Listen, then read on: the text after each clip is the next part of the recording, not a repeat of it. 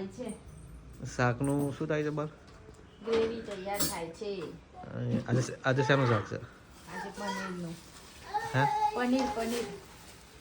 બતાવો કેવું પનીર શાક પનીરનું શાક રેડી થઈ ગયું છે. બસ આપણે ભરવા ટિફિન ભરવા આવી ગયા છે. હમણાં તો બસભાઈના 2 ટિફિન છે આપણે આપી દઈએ.